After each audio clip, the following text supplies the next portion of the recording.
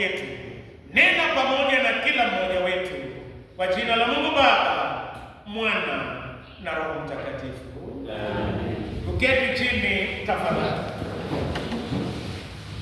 Wakristo wetu wa kanisa la ACK St. Mark's Toro, mniruhusu ni wasalimu katika jina la Bwana wetu Yesu Kristo. Bwana asifiwe. Ila usimakitaya mwambie Yesu avume. Nataka niwaambie giza ni hali ya maisha.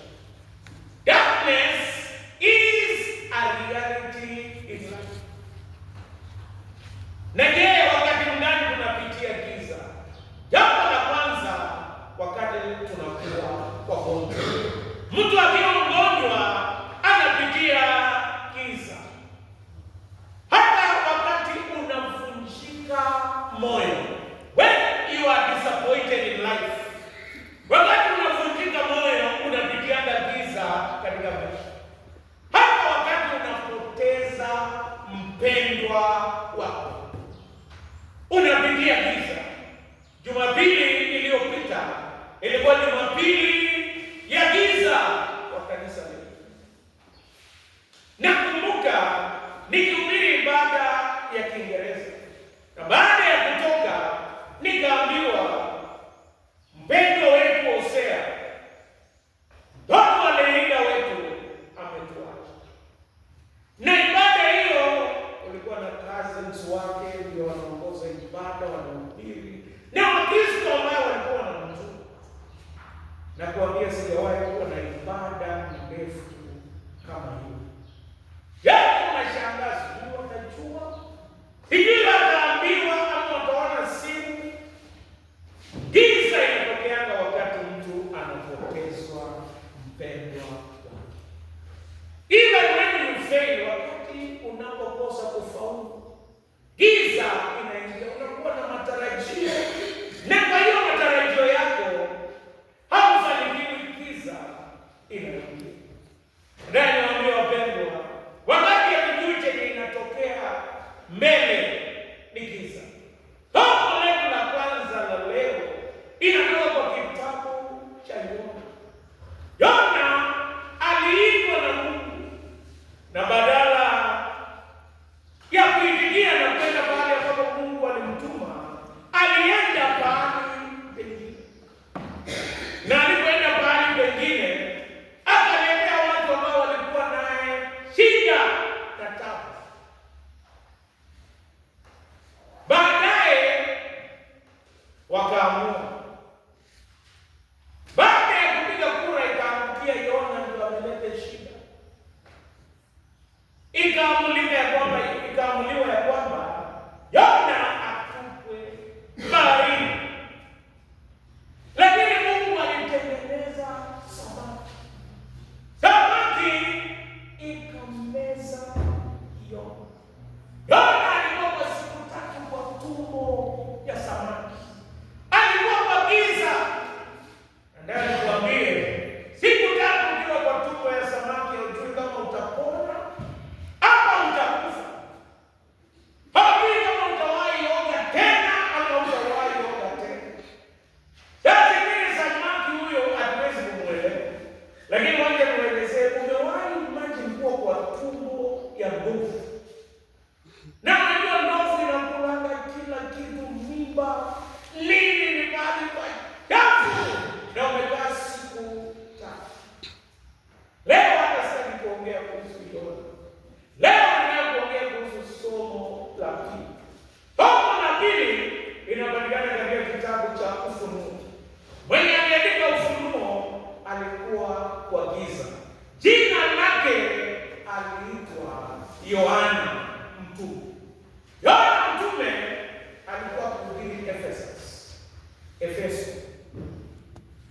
Wakamshika kwa sababu ya imani na wakataka kumuua. Nasikia wakachemsha mafuta moto na wakatupa Yohana ndani yake, wakitarajia kufa. Lakini Yohana Mungu akamtuma. Vile wakaona hajakufa, kisiwa ambacho kinaitwa Patmos. Walipomfikisha kwa hii kisiwa ya Patmos, yeye alikuwa na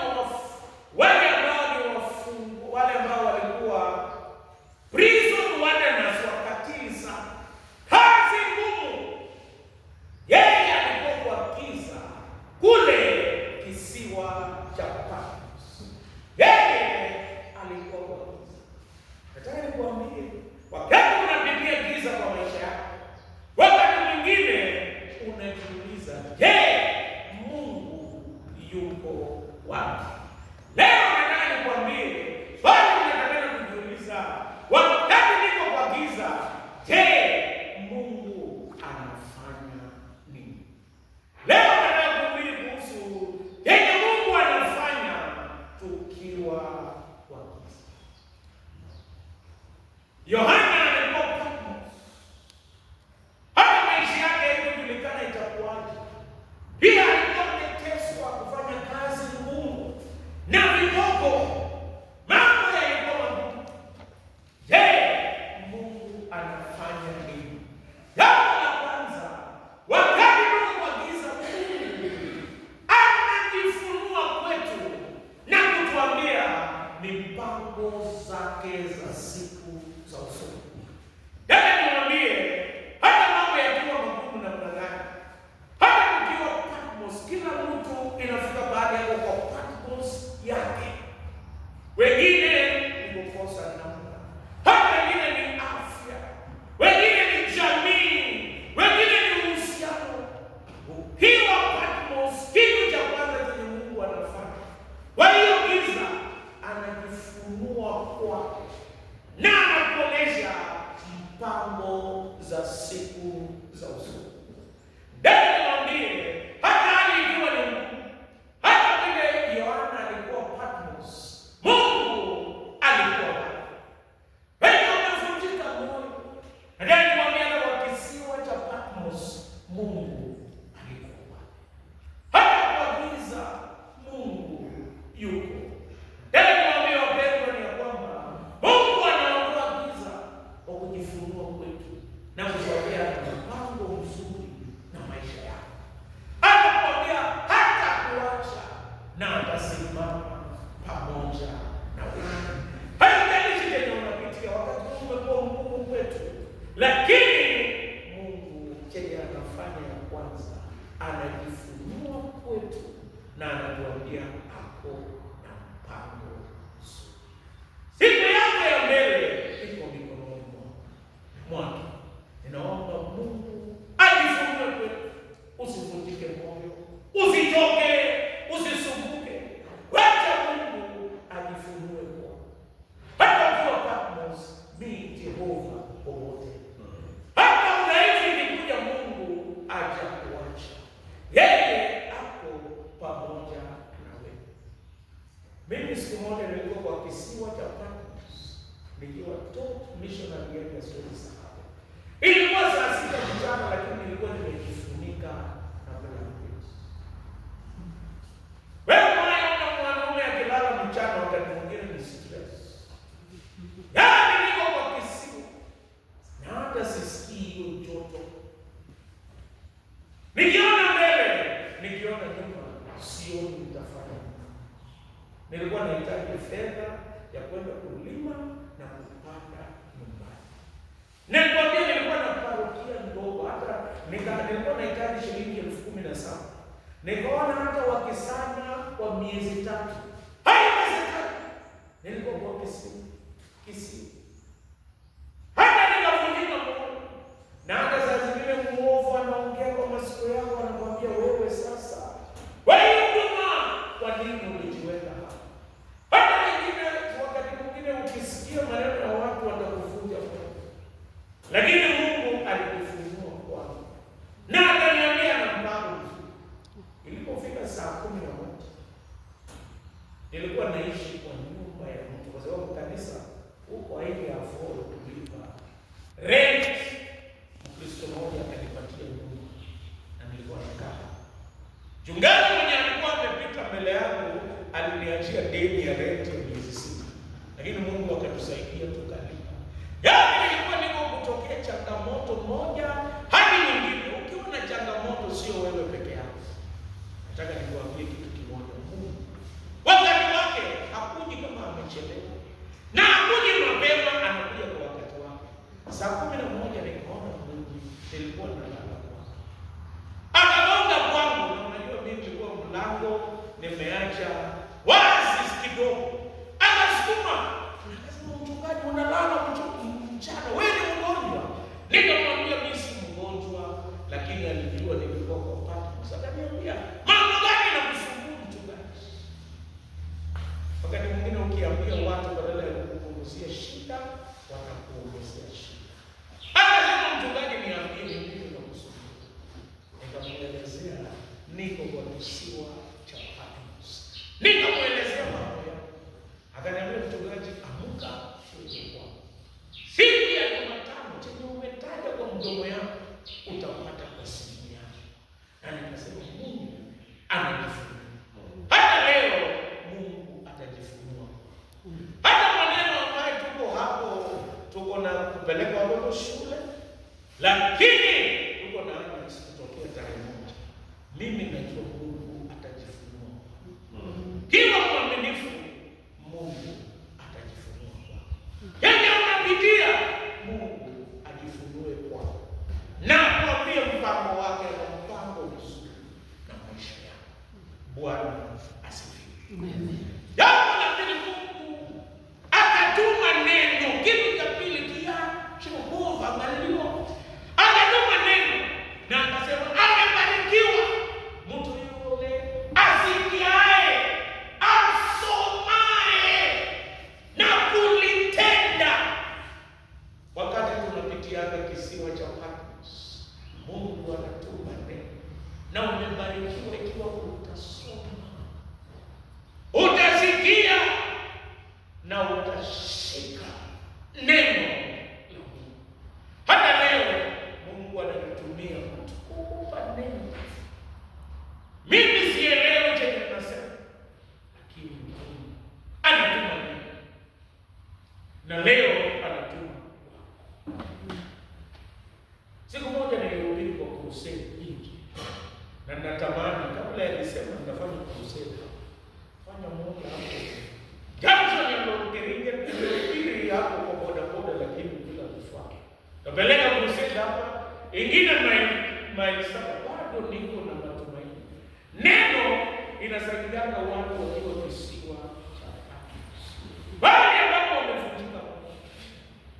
Nilihubiri kwa crusade, sikujua nahubiria nani. Kuna mama mmoja alitaka kwenda kujinyonga, mambo yalikuwa makubwa. Hili aliposikia neno na kushika na kulisoma, akakuja akaniambia, mhubiri, ingawa wewe ni kijana mdogo, neno la Mungu limenijia. Ukiwa kwa giza, neno la Mungu linakujia na inatupa vitu viwili, inatupa neema na amani. Roho wa Mungu leo atupe neema na amani.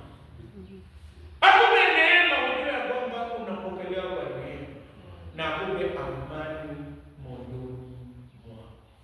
Kuna wimbo tunaipanga ndani yetu, salama rohoni mwako.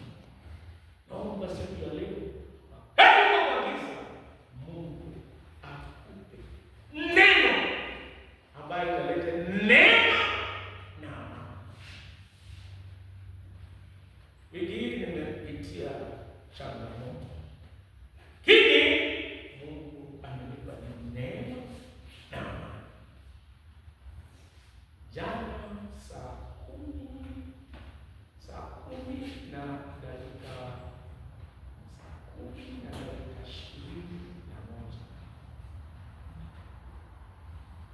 iko pale ambapo kijana yangu anapenda kucheza kwa uhuru fulani, anapenda kucheza na kisikili yake hizo. Jana saa 10 na dakika 21 nikasikia kelele ukuta, kama maji ilikuwa inasimama upande ya jua tuone, sijui nini litokea, ukuta yote ilianguka. Ukuta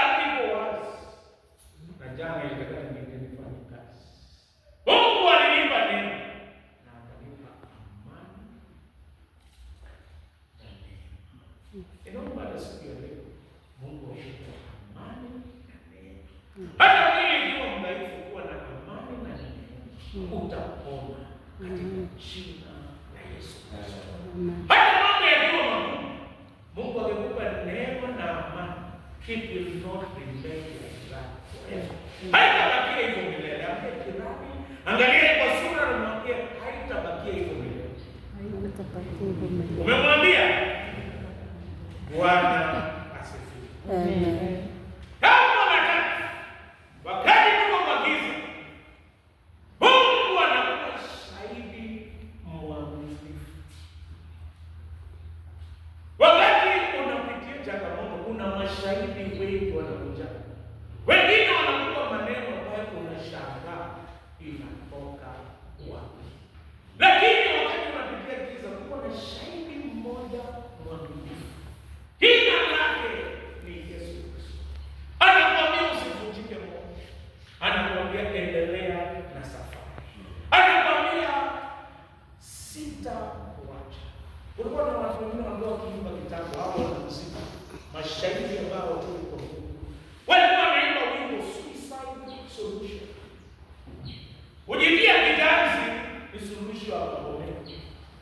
Hata wengine wanasema daktari mashuhuri. Sijui kama unaenda kutembea town. Uko na mashahidi wengi. Wanasema daktari mashuhuri kutoka Kitui anatibu ya kwanza shida ya wanaume. Sijui wanaume wana shida gani. Lakini hiyo ndio wanaandika number 1 mange. Lakini ni kama tuko na shida, lakini kuna mashahidi ambaye si waaminifu. Lakini Yesu Kristo ni shahidi mwaminifu. Anasema hata kuacha. Wakati mwingi ukiwa kwa giza uko na mashahidi wengi. Lakini Mungu ni shahidi mwaminifu. Tulipotaka kujenga kanisa ya ACK John's King. Haikuwa imejengwa from 1926 ama 29. Mimi nikatumwa kwa mchungaji. Nikasema tuanze kujenga. Haraka ya kwanza mchungaji alikuwa mjengo wa heshima. Nakumbuka ilikuwa 07. Tukang'ang'ana na tukapata shilingi 1000. Hivyo jamaa mmoja kuja kwa mchungaji. Wewe ndio ulijiita mgeni wa heshima kwa haraka akaniambia shike nyumbani. Hii pesa itajenga. Akaniambia si mgeni tayari. Mgeni wa heshima ule mwenye anataka kuwe mkiwa upande hii. Si mgeni ule mwingine. Lakini nataka nikwambie Yesu akaninaongezea shahidi mwaminifu. Akaniambia ukianza na hii tutamaliza. Mimi nilibarikiwa sana. Break the ground. Jiwe la msingi ikawekwa mwezi mmoja baada ya mimi. Na nilikuwa mchungaji, nilibarikiwa kwa huko miaka 8. Break the ground. Kanisa ikakuwa consecrated na nikakaa siku 12. Nikaenda. 5 days nikasema yeye aliniambia kazi nitaanzisha, nikakamilisha. Sikuwa na kazi nyingine ya kuendelea. Kazi yako ikikwisha unaenda pengine. Hata hapa saa zingine kazi yangu ilikuwa kuanzisha bodi hapa. Nilimwambia mchungaji atoke Vikale, hiyo nyumba ni kubwa sana na mingi. Peleka baki huko kwingine. Na Mungu ndio alinituma, watoto watakuja hapa mtashangaa. Hii shule tutakosa nafasi. Kwa sababu tunaamini shahidi mwaminifu. Kazi nyingine nikaona ghorofa nyingine ikisonga hapa. Baada ya kumaliza kazi yangu, nitaenda, lakini unafanya ukiwa pale. Sikia shahidi mwaminifu. Kuna mashahidi wengi ambaye sio waaminifu. Ukiwa kwa giza, sikia shahidi mwaminifu. Mama mmoja aliambiwa kutoka kwa huyu mzee ni beyond repair. Anakunywa. Yaani na wakati ni unaita kumaija. Wewe toka kabisa enda. Hakusikia shahidi mwaminifu. Na wale wanakuambia enda watatoka kwa wako pale. Alipotoka miaka 3, huyu mzee akasikia injili akaokoka. Na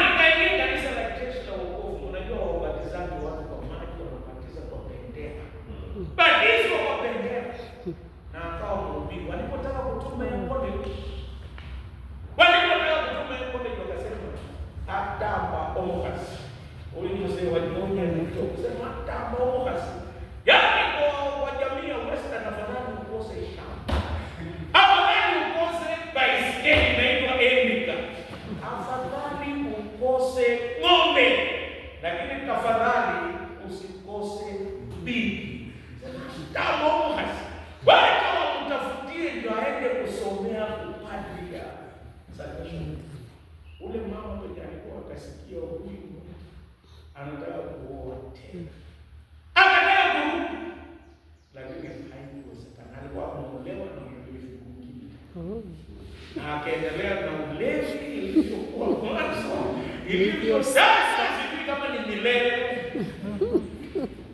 Lakini yule ambaye anasikia shahidi mwaminifu, mambo yake yatakuwa sawa.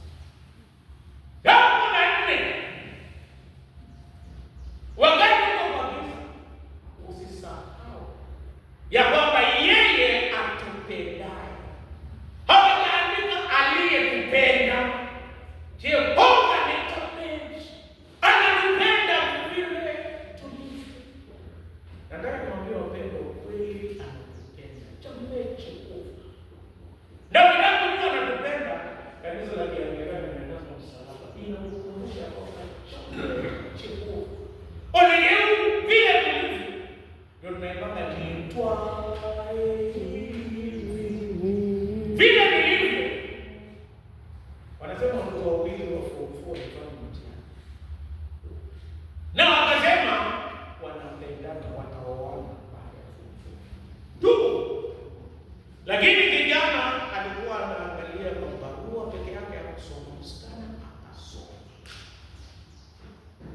Yaani inatokeanga kwa wale ambao walifanya mtihani na wale ambao wakufanya sote tu. Kijana alikuwa the last candidate in the class. Alikuwa na D for dog, dog. D minus. Msichana alikuwa na A. A plain, yani A. Anajua kitambo vijana walikuwa wakiandikiana barua. Hata wengine walikuwa wanaweka marashi na mambo ya zamani. Vijana wa siku hizi hawaelewi. Nilihubiri kwa kibada ya Kiingereza. Barua wao wakiandika bombasticate tu. Yaani tumanisha kwake. Hao vijana hawaelewi, hao wanaelewa maneno ya SMS na mambo mengine. Huyu akaandikia kijana. Kijana alikuwa akikaa kwa hoteli, akaambia watu wanataka nilianguka mtihani, lakini mwenye ananipenda alipita. Yeye ndio anaongoza. Hata mimi niko juu. Alipokea barua yote.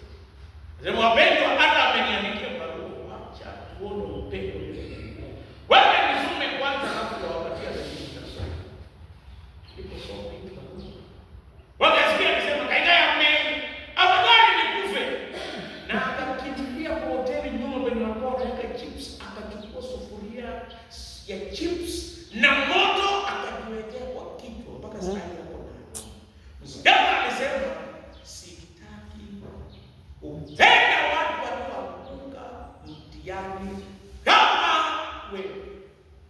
Na siku hizi wanatukana mtu kama ndugu, wewe ulianguka mtihani. Yeye akajua upendo wa mwanadamu iko na mwisho. Lakini kuna yule anatupenda. Hata saa hii anatupenda. Na sijui kwa nini waimbaji waliimba hii wimbo, sikilizeni furaha yangu. Mungu ni pendo, anipenda.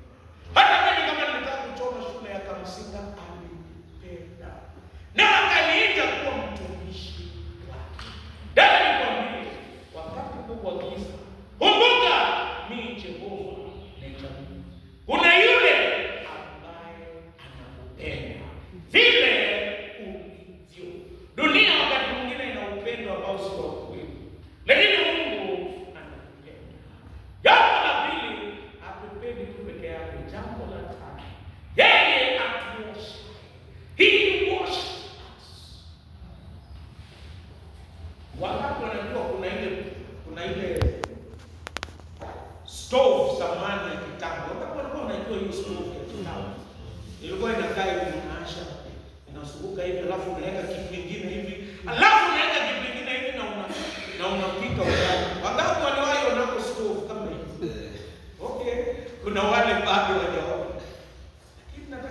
nikwambie, siku moja saa 6 nilikuwa na njaa,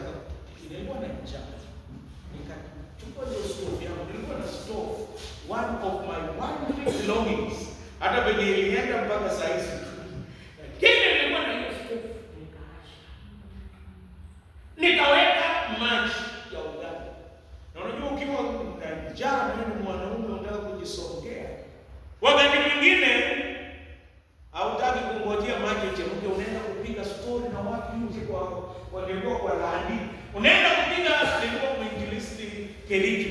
Unaenda kupiga story na watu kwa laani. Yaani ukipiga story kwa laani, ukirudi maji yachemke. Nikarudi maji yachemka. Na moto hiyo maji chini. Kapige hesabu. Hii maneno suluhisho ni gani? Suluhisho ya padri ni rahisi, sio ndio mwinjilisti. Enda pastor. Enda kwa patron. Sita ingepata wewe kama hiyo. Basi ningeenda kwa patron. Ama kwa Mkristo, nilienda kwa Mkristo mmoja, nikafika nikapata chakula, nikasema nikahubiri na nikasema Bwana akae nani? Na watu wanasema akae na roho. Bila unajua kazi ya mchungaji ni kutembea, kuongea na kukula na kutoa baraka na kweli. Basi lakini hesabu ni asubuhi kafanya. Nikasumbuka asubuhi nikaenda kwa tao. Nikapata jamaa mmoja anaitwa Zedekia Yuti, ni mke wa mchungaji wetu, hata alinifuata. Nikamwambia niko na shida. Nikamwambia stove yangu na Asha inachoma hata hiyo kitabu nilikuwa. Akaniambia umewahi kuosha stove? Nikamuuliza na stove inaoshwa kweli? Akaniambia stove lazima ioshwe. Nikapata saa zingine tunakosa kuharibu watu. Saa zingine tunakosa kuhudumu kwa sababu hatujaoshwa. Na damu ya mwanakondoo. Nikachukua omo with the powerful spirit. Nikaosha stove.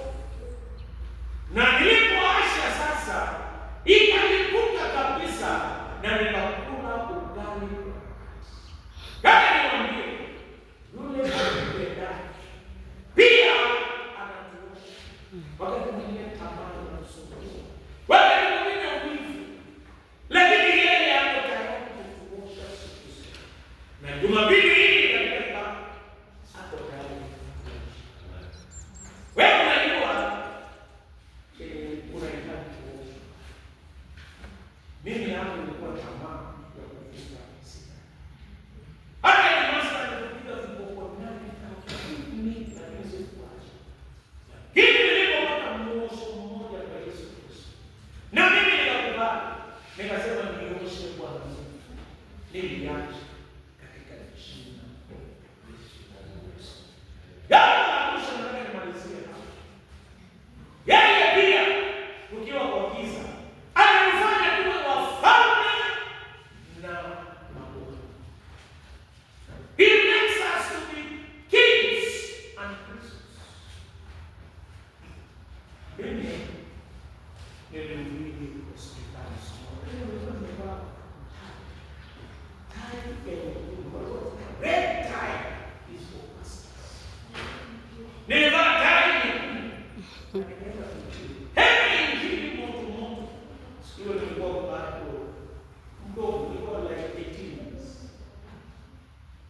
Nilipohubiri, nikasema wangapi wanataka mtumishi wa Mungu aombee.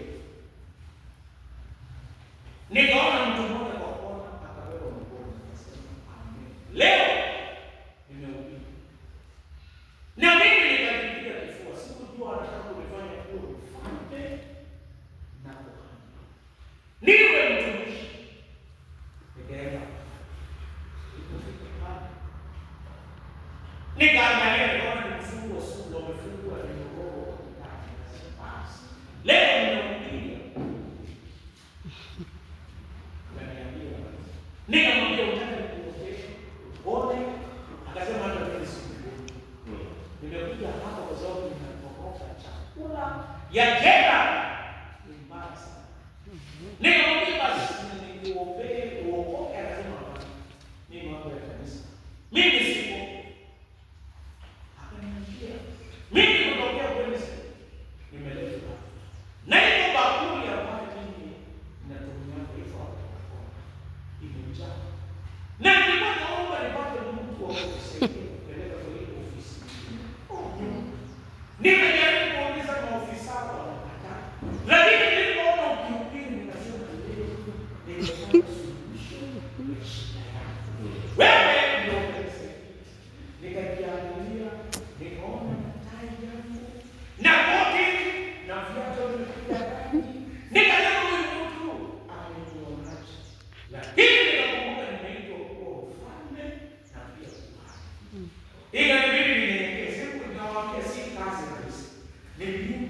sokoni